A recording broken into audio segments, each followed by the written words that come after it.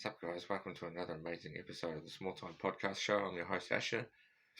Today's episode consists of whatever I can muster up. Just various subjects, like paranormal activities, um, aliens, current shaped aliens with current shaped heads, lived amongst us long ago,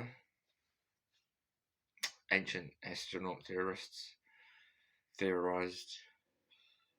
aliens, theorized stuff. I don't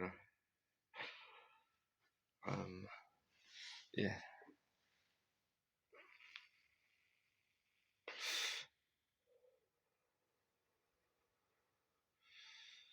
Aliens are amongst us. Not amongst me though. I've seen secret alien base under various locations around the world. You know what? They can stuff off. I don't want them here. That's why I don't see any aliens, because they leave me alone. I leave them alone, they leave me alone. Soccer and stuff. What about rugby? I watch the rugby. Because from where I come from, in New Zealand, we watch rugby and not American football. It's very similar to American football. Very boring, very scary. But our team won. But they always win. Our team's the best. All Blacks. The All Blacks. Yeah, only just won though. It was a pretty close game. Could have lost easily. It was 50-50, definitely.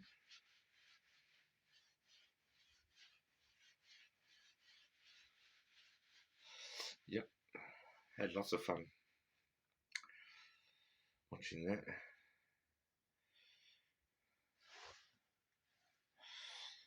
Yep. Got up a bit early this morning. Did some business.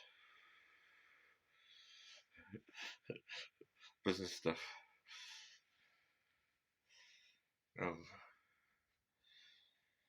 Yeah.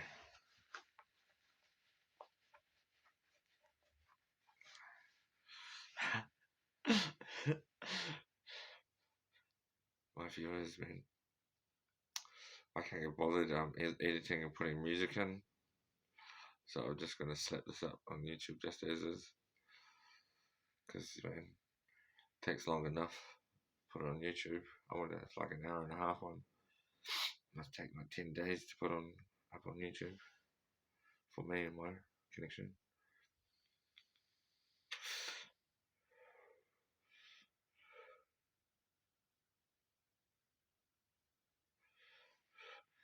In fact, too much make me feel sick. I don't know if I can last very long on this podcast show.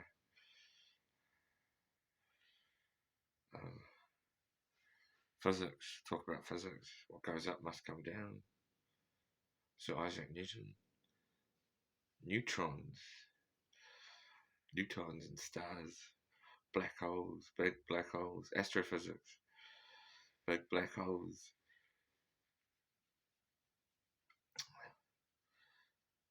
Big black holes in space. Stars. Meteorites. Meteorites.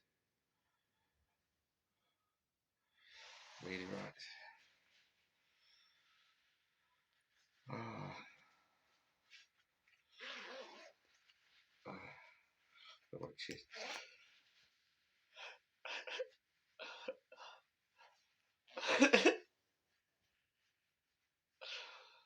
Oh, it's good to be a boy because you can change his chest. Women can't do that.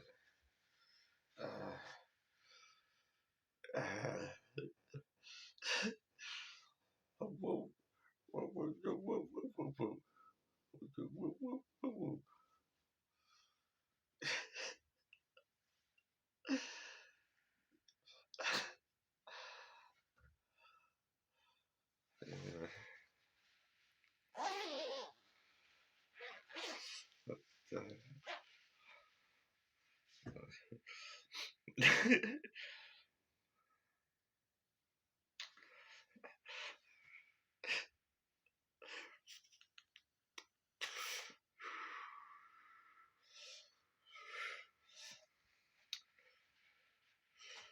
Please subscribe and view and comment down below. Nobody's viewing me. Nobody's viewing me at all.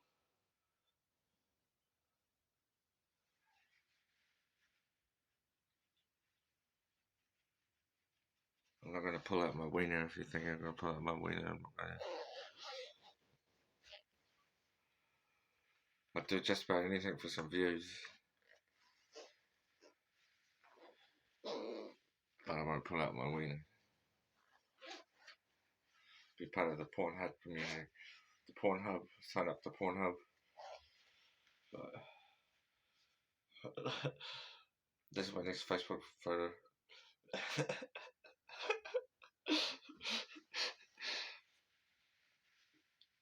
Put that on Facebook. View me, please. Aliens, man, I could be an alien. Aliens everywhere. I'm a holistic detective. I can deal with your ghost and stuff. Me and my little phone. We'll find the ghost. We'll tell it to leave. We vacate. Shabush, kamush. We'll tell it to stay if it doesn't want to leave. Sometimes ghosts don't want to leave, you know. Sometimes ghosts, you know. That's why I learn the paranormal activity. That's one of my many subjects. And rugby.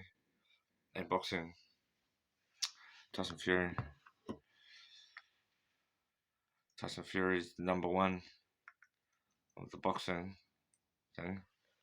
Used to be Vladimir Klitschko. Before him, some other cunt. Lennox Lewis. And so forth. And blah blah blah blah blah. But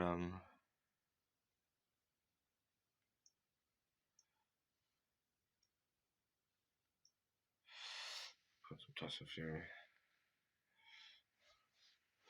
Man, he is hilarious. I could watch him talk all night. No, I couldn't watch him talk all night, but I could watch him talk for ages. Good one. Hope you don't sue me, Tyson Fury, or hope this doesn't infringe any sort of infringement.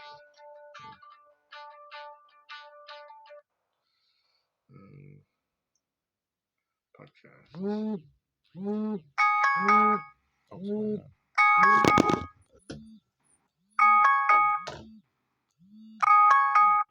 Snoozy.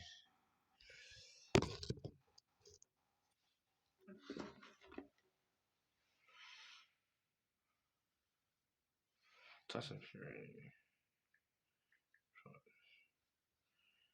podcast. I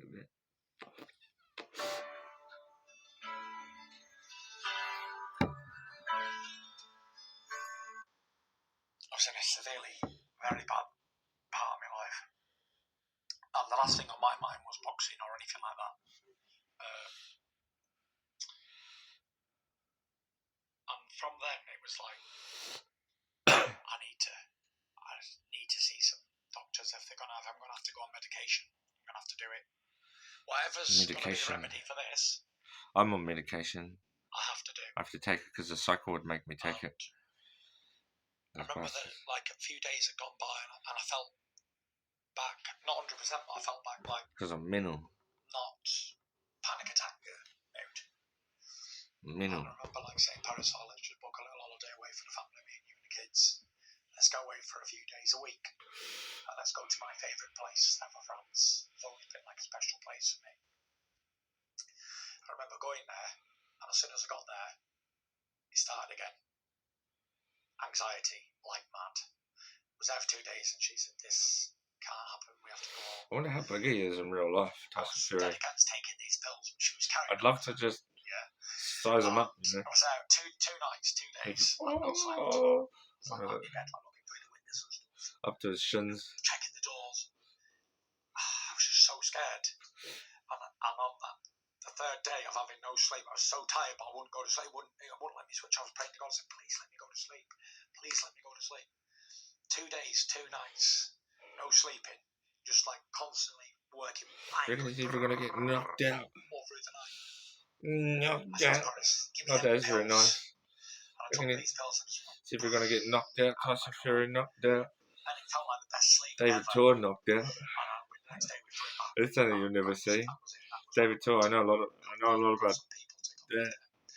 I almost guarantee if you could make a bet David Tor won't get knocked out.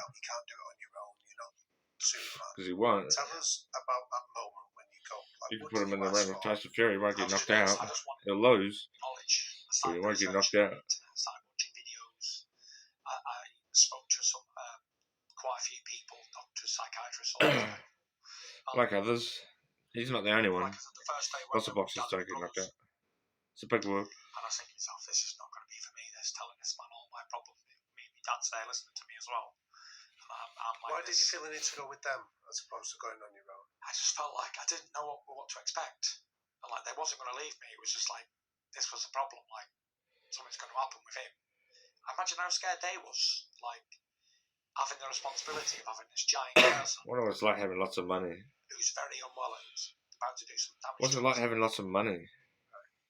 So I went there and they sort of explained over a period of time that a normal person's life might be like this on a graph, but your life is like this. And anyway, after speaking to him and going back and forward, after the first day I was like, I'm probably not going to go back there, but by the time Friday was coming, I was like, can't wait to go back here now.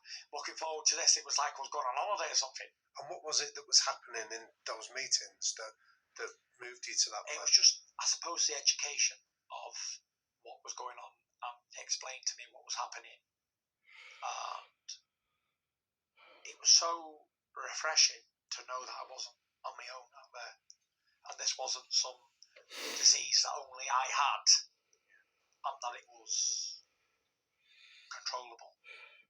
Because I thought I was only on my way to a padded room and nothing else was ever going to happen to me. I thought I was going to have a straitjacket on in a padded room somewhere and I was going to go like cooking. That sort of feeling, and I was terrified. I'm not embarrassed or ashamed to say that I was more scared than a 4-year-old girl at these moments.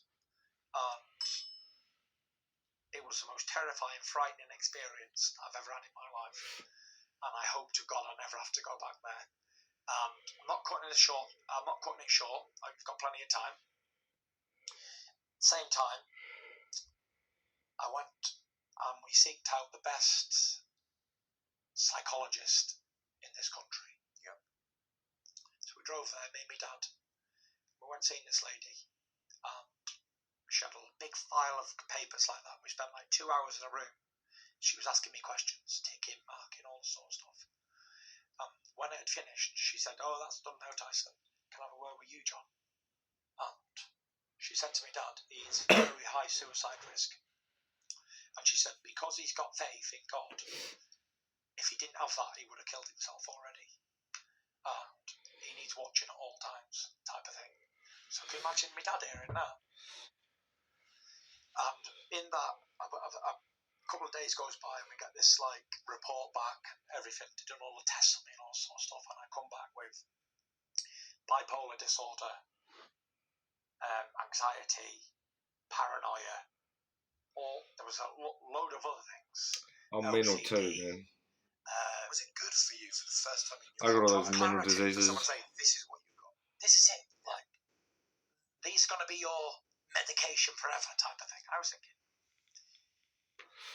all I could think of was my granddad, who had to take these blue pills every day forever. And I'm thinking, I'm fucking fucked here. I don't know what's going to happen. I'm going to be drooling on I've the been mouth. through all that. Been through all that. And anyway, that wasn't the turning point for me. This is going to sound mad.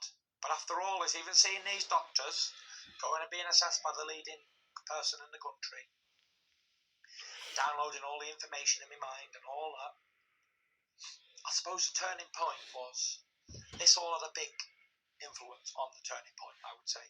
Because after having this clarity and understanding a bit more what was going on, and knowing that there's a lot of people out there in this boat too, this all would have had an added on effect. Yeah. So the turning point was I speak about it in my first book, and I spoke about it very clear, very openly. And I went out. After all this, I still decided to go out because I wasn't right. I still was very unwell. And I went out for beers because, believe it or not, every time I'd had 4 or 5 pints, I didn't have any problems. There was no ailments. I felt fine. I didn't have any mental health, didn't have depression, and I wasn't anxious. So I thought, I'm not feeling good. I'm going to go out. I'm going to have a few beers. I'm going to come back and get to bed. How soon is this after the diagnosis in Goodwood? This was like, I suppose the Goodwood would have been earlier on in, like late, maybe September. And when he Could have been late September. This night was Halloween night 2017. Right. 31st of October. I goes out here in Lancaster, Yates's it was, not Yates's anymore. Fucking look at them, they're knocking me I out. went out dressed as a skeleton glowing in the dark. I was embarrassed that people had a full face mask on, as if people wasn't going to know it was me. 7-foot guy walking around Morecambe in a skeleton suit. Yeah. I was embarrassed. I wouldn't take my mask off. I was drinking it through a mask, this beer. And I looked around myself. I saw all these young people at the beginning of their life, because Lancaster's a university town. And all these students all dressed up as whatever they was, fancy dress. And I had this moment, I only had this much off the top of a pint. And I had this moment of clarity and sanity, and everything was like so crystal clear to me. I was like, wow. It's like I'd been asleep and I'd woke up. And I said, what the fuck are you doing here? With all these kids. I've probably only been 28 myself at the time. You've had the world in your hands, you prick. I just want thinking to myself, I hope you don't mind swearing on this podcast. And now you've chucked it all away to come and drink a beer in Yates's in Morecambe, Lancaster. Go home right now. This is I'm thinking myself in my mind. Put the pint of beer down. Straight home. Comes in about 9 o'clock. Paris was thinking he's going to go out all night, ain't coming back type of thing. So I shut the door. She said, who's that? I said, it's me. Went upstairs, took my skeleton suit off. I remember getting down on my knees, praying to God. I remember reading George Foreman's autobiography years ago. Oh, yeah. And he said in it, like, when his nephew got diagnosed ill with illness, he got down on his knees and he prayed to God. And it helped, it worked. So I thought, I'm going to do that. I've always been a believer in Christianity and stuff like that. I've always practiced it, always followed it and all that sort of stuff. And any tiny time trouble would happen, I'd always turn to God for help. And I remember getting upstairs, I was in my underpants, fat as fuck, 28 stone plus. And I remember calling out to God. I was crying again. I'm a proper crier. I could feel all my chest all wet. And I felt like I was down there for an eternity, but I probably wasn't. I was probably only down there for like 10 minutes. And I got up to my feet, and I just felt like a welterweight. I felt like I was 10 stone in weight. I felt like the weight of the world was lifted off my shoulders. And for the first time in nearly 3 years, I knew what I was going to do. And I called out to Paris like a child at Christmas. Paris! She said, what? I said, tomorrow we start the regain mission. And she didn't believe me, because I talked about this every time I had a few beers. I'm going to come back and be heavyweight champion of the world, because I wasn't unwell when I had a few beers. I was totally fine, just drunk. But obviously, the boy who cried wolf a million times, nobody believes it. And the next day I'd get up and obviously not do it. But this time I wasn't drunk, and I meant it. And I knew that all the obstacles in my life were about to be moved. I remember saying to God, I said, please God, I said, if there's a way back to boxing for me, I said, this is where I want to be. I want to come back to boxing. If there's any possible way that you can bring me back to boxing, that's where I want to be. And at that time, I was 10-0 down before kickoff. I had a drug case going on with UCAD, which turned out to be a load of bullshit. Is that the bull meat one? Yeah. Yeah. I elevated levels of nandrolone in my system. Right. Load of shite. I also had suspension from the Boxing Board of Control, writ off by the top woman in the country, absolutely disabled nearly. What were they going after you for? Huh? What were they going after? They suspended my license. My license was gone under mental health. Like, right. You couldn't legally fight in this situation. It was done. So I had that. The case with UCAD, no license from the Boxing Board of Control, and deemed medically unfit by the leading woman in the country. 28 stone in weight. Hearing voices in my mind still at that moment, that time. Yeah. Couldn't sleep at night without the lights on in the bedroom. Even then. But I woke after that day, after that moment, I knew that all them obstacles were going to be moved, gone.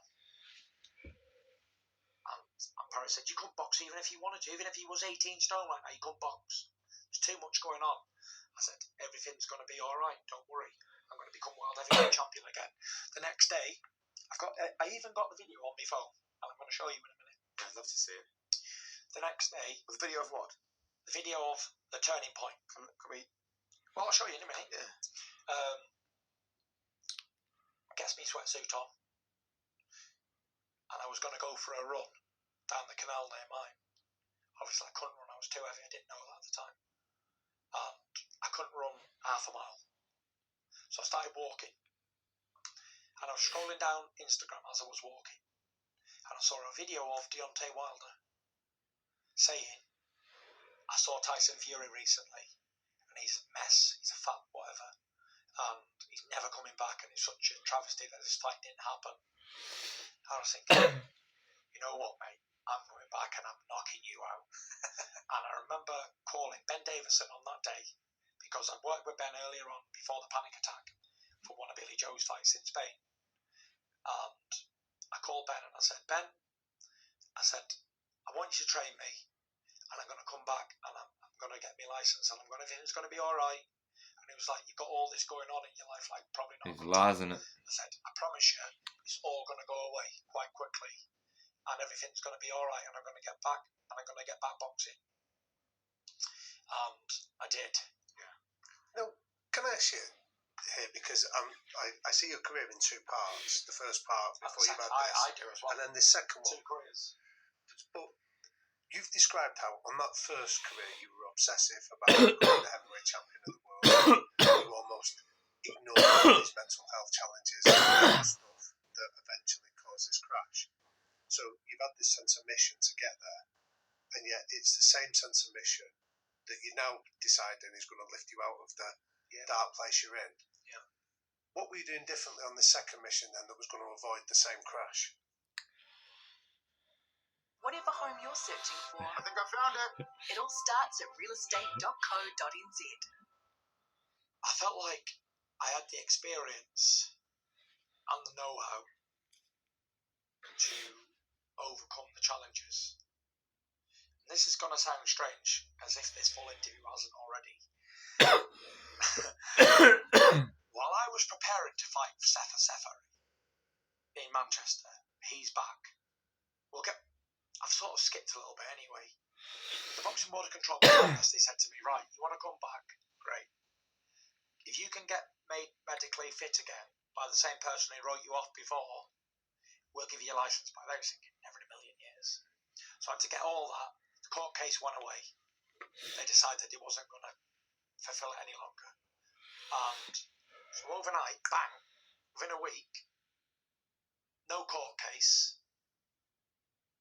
Went and saw the psychiatrist person again, and I was totally fine. Stamped approved. Boxing Board of Control reinstated my licence. Then I also needed to lose some weight. So within a short space of time, I'd gone from having no hope at all to being just fat and mentally unwell still. I'm skipping forward again. Back to the think Tom is Seferin dead. fight. Like, I was Son! still very unwell. But I You knew need a bit of blood. what to do. And I knew that the only way back to happiness for me was through training and boxing. But me! And the more I trained, the better I felt. And every Been day that fucking went going by, to fight this I ass was in going my to get better boat, and better and better. I'd have very good days and very, very bad days. And if you ever get Ben Davison, ask him. And he'll tell you, like, one day I'd be great and the next 3 days I'd be down. And I remember saying, like, we need to go over somewhere where it's got sunshine, because sunshine makes you feel happy. And being in Morecambe in the winter is sad. And we said, right, Paris was pregnant with our, I lose count how many kids we've got. Like, I think she was pregnant with our fourth child, Valencia. And she was born on the 4th of December. We'd been training in Morecambe for about a month, I'd say. Then obviously Paris was going to have the baby. And we said, right, as soon as she has the baby, Christmas out of the way, go to Spain training, with get a bit of sun on us. And that will help with weight loss, positivity, everything. So we had the baby. 3 or 4 days later, we were in the car on the way to Spain. Paris as well. Paris as well, with the baby. The full family's going. My brother Huey's coming with his new wife. My mate Matthew James is coming with his full family. My mate Dave and his full family. We've got a right team, all coming to support this bit of training camp. Yeah, lovely. But I was still 26 stone 10 because I'd not lost that much weight. I've had Christmas, I've had shit. I had a lot of weight to shift. We went back to Spain. We got there on 27th of December, and we started camp. And I lost so much weight. I lost like just under 5 stone in a few months being over there. But on the way there was so hard because I wanted to quit so many times. I'd phone them and say, right, pull off here now, boys. Let's just go to Disneyland. I'll pay you for what you've done. And this ain't for me. I don't want to box. Like, I can't do this. I knew what was coming, the hard journey So why did you then? that I had. So why did you He just carry kept on? talking me into it. Like, once you get there, it's going to be all right. And you're going to train and everything's going to be better again. And it was a team effort, a real team effort. Right. Like, I remember Ben saying to people, like, if I could just get him to Spain, we're going to get there. But whether we get, I must have phoned him 10 times on the way there to say, let's turn back. I can't be bothered. But as soon as I saw the sunshine come up, like I got down right to the south of Spain and I saw it coming up the sunshine, I was like, I'm happy. I phoned them up, right, we're going to do this, guys. They're like, oh my God, this guy's a lunatic. So he gets there, and every day I'm happy, sad, perseverance, perseverance. I'm thinking, right, just going to get through the day, one day at a time, one day at a time, one day at a time. I'm seeing the scale come down. And the whole time I was training for that fight, I was sleeping with the lights on, still anxious. Were you up and taking down your all the medication? time. No, You no weren't? medication. Medication was training at this moment. Right. And eating well, training, drinking plenty of water and vitamins and all that. And I started to feel better and better. Every day that went by, I felt better and better and better. And it come, I think it was like the end of December until the 15th of June. I'd lost all the weight. I was back down to like 19 stone odd. And I was having my first fight back in Manchester in 31 months or something like that. It was a long period of time. And I remember thinking, right, this career is going to be so much different to before. I'm going to enjoy it. Before it wasn't enjoyable. Pre-Klitschko, it wasn't an enjoyable career. It was just so much pressure on me. to deliver what I was saying, become heavyweight champion of the world. Everyone's looking up to me, weight of the world on my shoulders. I'm carrying it for everybody, and it was just so much pressure, and it wasn't enjoyable. It was horrible. Climb, elevate to the top. Yeah. But for the second career, I've got a new trainer who's young. I've got a new team. Everyone's on the same. It's not like slog, slog, slog. It's about being happy and everyone's laughing and it's so good and camps and stuff. And I'm going to take every moment in and I'm going to enjoy every single minute of it. And I have done. It's almost like that first career was all about the outcome. It was all about the Klitschko fight. Yeah. It was all about scaling the mountain. And maybe you've now realised, particularly after the journey you've been through and the things you've experienced, that it isn't about the outcome. It isn't about the destination. It is about the process. It's about the journey. The journey. This is it. Like, this is what life is. Us sitting here having this conversation. This is all part of. The journey is the best thing. Have you ever been on a road trip? On the way there, it's fantastic. When you get there, you're there and you know you're coming back, and on the way back, it's terrible, isn't it? It's all about the journey. Also, who is more likely to get to the destination? The person who loves the journey and loves what they're doing, or the person who's only fixated on that moment in the distance? Of course, the person that loves the journey completes the journey. Don't know. I have to disagree there. Do you think? Because I think something's only achievable if you've got a destination target. Like if you're just going along for the buzz and like, oh, whatever happens, happens in your life. I think it's very hard to hit something target. The danger is if you don't. You did get the target. You got the Klitschko fight. Yeah. The risk is for someone that doesn't get what they want to get, if they also don't enjoy the journey and the view isn't worth the climb, like what are you left with then? Well, the way I like to explain this is, if you know what you want, first of all, right, you've got to figure out what you want. If you know what you want, no matter how far you are away from this target, eventually you're going to hit this target or you're going to get very close to it. If I've got a gun and I'm trying to shoot a target and it's a mile away and I'm sniping it and I'm miles off, but I keep shooting towards that target, bang, bang, bang, bang, bang, bang, eventually, ding, I'm going to hit it. But imagine I'm just shooting over there, shooting nothing. What am I going to ever hit? Fuck all. So you got to have a target. So what's your target now? My target now is to enjoy every single day that comes. Like, I don't have a target anymore. Like, I've done everything I wanted to do in my life times a million. And does that worry you? Because that was part of the source of your mental health struggles. Yeah. So now I'm fixated, I'm fascinated on taking one day at a time and living every moment. Because I know once I walk out of that door, this moment's gone forever. Looking back on the TV. But like, we lived here today and we enjoyed it and this was our time. And I've actually grew an obsession with time.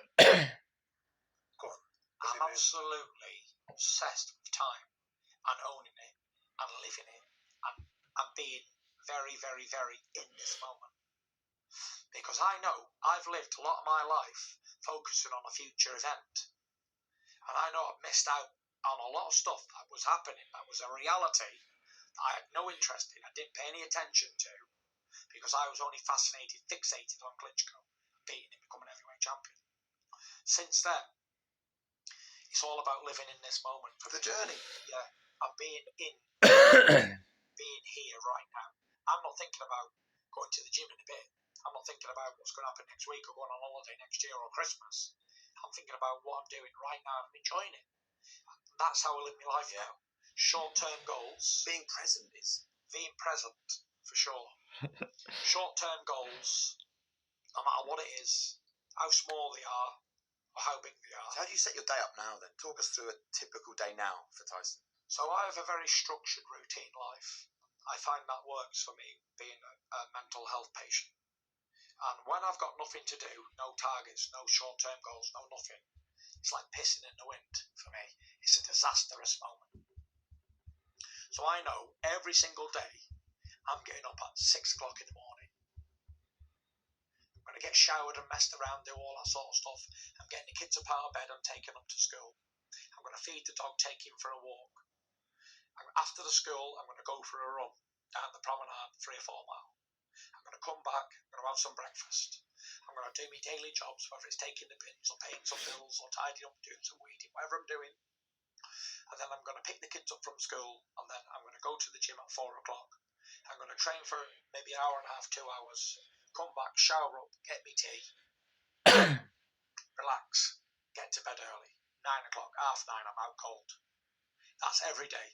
And then weekends, I'll do the training alternate days, stuff like that on the other days. It's Tuesday, Wednesday, but it's very routine, mundane lifestyle.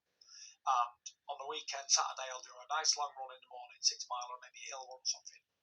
And then I'll take the family out, have something to eat or whatever. And then Sunday is a horrible day for me. Like, I have no routine on a Sunday. And it's my day off of eating right and all that. So I can basically eat what I want. And we like to go out for a Sunday dinner or go to church. But after that 1 o'clock-ish, 2 o'clock, it's very boring for me, and I cannot wait to get back to that millstone on Monday morning. And my dad says to me the other day, it's like, after everything you've achieved in your life, and everything you could do in your life, and how hard you've worked, the only thing you like to do is stay here in Morecambe and train, and do the same thing every day. I said, yes, that's exactly what I love to do. Because it makes you happy. Because it makes me happy. And you know, when I have to go out of my comfort zone, like going somewhere or doing a tour or going away from Morecambe, it takes me out of my routine. Be training twice a day, be eating the same things, going to the same places. I'm like the Truman Show. Yeah, everything's the same. Being filmed at the moment by Netflix for a 10-part series, docu-series. With my old friend Demi Doyle. Yeah, I gave her her first job in telly, a long time ago. Did you? Yeah, it's very good. And these people are like, this man lives very basic. Hold on a minute. They've paid all this money for a docu-series. They're thinking, where's the story? You're like, no, Is the money in your account yet before you realize? Don't worry about that. Sorry. However, Hey guys, we're doing the same as yesterday. it's like they're going to film me in the gym, they're going to film me on a run, they're going to film me taking the kids to school, walking the dog. Well, it's interesting for these because I think the viewing people like trying to watch this and thinking like, oh, the world heavyweight champion, this famous boxer, who everybody knows everywhere he goes, must be living this big luxurious life, and all of a sudden they see me picking up dog shit and taking the bins up and down and messing around doing all these things, living this very, very normal life. It's got to be an experience. But again, I live a very basic, routine life because I know what the other side's like. So I know if I have fillet steak every day and go out for cocktails, how long is that going to last before I'm absolutely sick and suicidal of it? Yeah. People say, oh, if I won the lottery, I'd do this and do that. But they don't think of the consequences that it's all going to take, the effect it's going to have on the individual. And the effects are shocking. How long can you go on holiday for an all-inclusive holiday until you're absolutely sick of looking at it? Me, 2 days. And I can't wait to get out of there.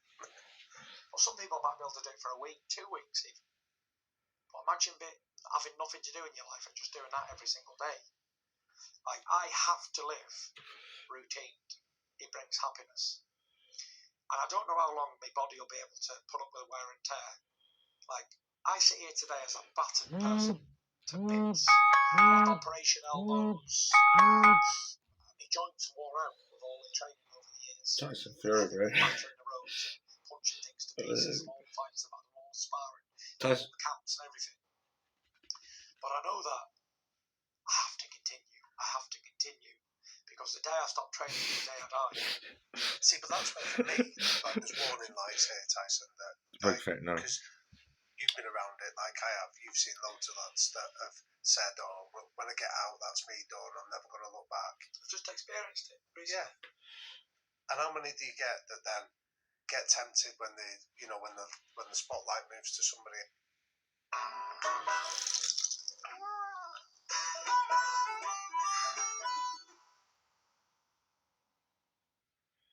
else, when the circus moves to a new town and you're there then in that routine? Netflix are not filming you.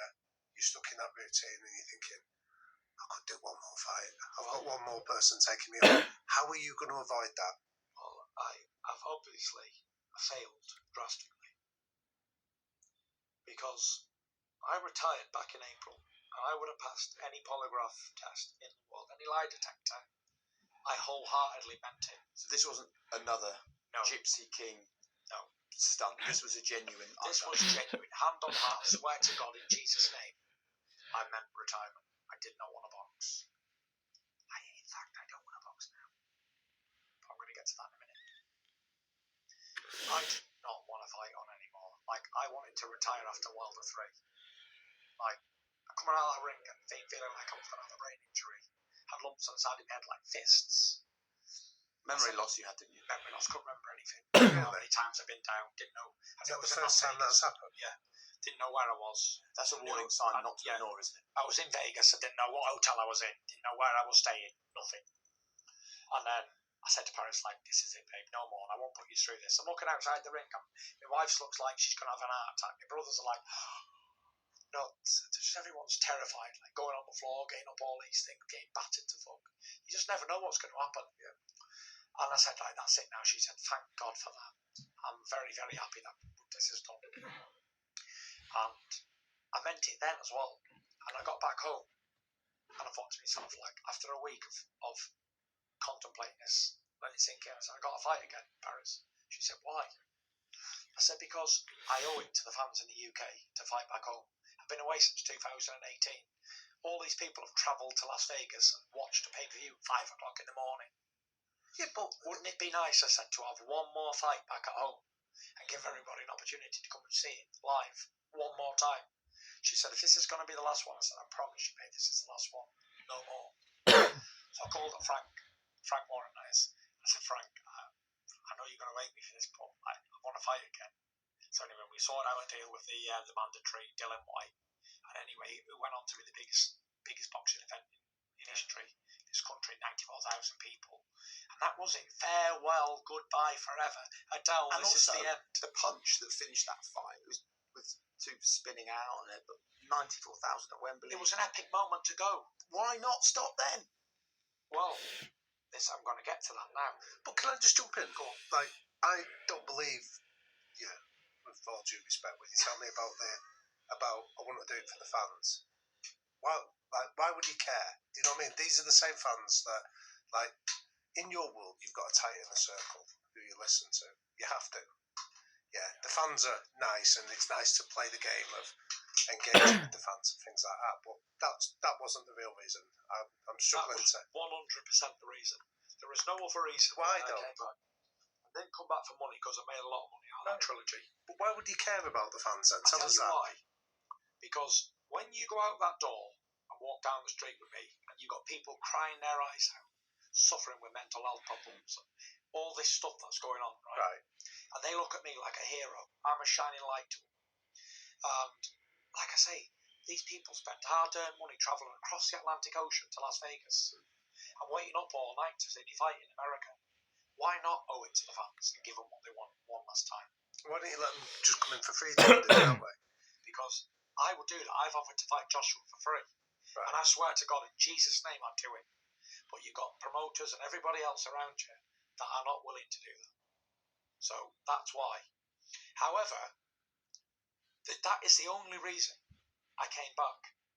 Yeah, In my mind at that time, that was it. Like 100 million%. I was happy. I vacated my Ring Magazine belt. I was 100% certain. I text Mauricio Suleiman, the head of the WBC. He must think I'm a raver because he must have 8 messages from me, retirement messages, for the WBC vacating it, this, that, and the other. I had no intention of ever fighting again. So, here's what happened. Why am I back? So I thought to myself, I've been away a long time and missed a lot of my kids growing up. I thought I'm going to spend time with my kids. I'm going to be happy driving around Morecambe. I'm going to be very happy going to my gym, doing a bit of training. And I just want to live a normal life. I just want to be left alone. That lasted, I'd say, for about 2 months. And then I started thinking, I need boxing. I need that fight. I'm going to the gym twice a day, training anyway. Running in the morning, boxing at night, and weights next morning, boxing at night. Trying to keep my weight down, trying to keep positive. And how long of that are you going to do before you're ready to fight? Again. I've seen Joseph Parker in my gym. Fight camps. Everyone's gearing up for big fights. And it's like, I have an addiction. I've got addictive personality. And I'm clearly addicted to boxing. And I can't let it go. And I always said to myself, like, how do these greats come back and end up losing 5, 6, 10 fights at the end of the career? Why didn't they just walk away? Now I know why. Because you can't walk away. You know the cost, then, the physical and... I know the physical risks, I know the costs, I know everything. However, I can't leave it alone. I'm addicted to fighting. And it's not even about anything now. It's not about titles, it's not about achievements, it's not about goals. money. Thank God I've worked hard enough and I'm in a position where money is not an object anymore. But I must be sick in the mind because I love getting punched. I love punching. But that's where the damage is. It seemed like the sparring, where this memory loss isn't that fight with Wilder. That memory loss is in the camps over the years where you've been taking shots and things like that. So that's the cumulative effect. You know it. Yeah. So, like, the image And I have when in my you know mind... in your heart that you should walk away, 100%, I know that I shouldn't be boxing. I should walk away. Because the image I've got in my head is Muhammad Ali fighting Larry Holmes when he's taking diet pills, and it was tragic, wasn't it? Or Trevor Berbick in that car park in Bermuda, that last fight. So, a couple of questions for you. How do you reconcile that eventually Father Time is going to beat you?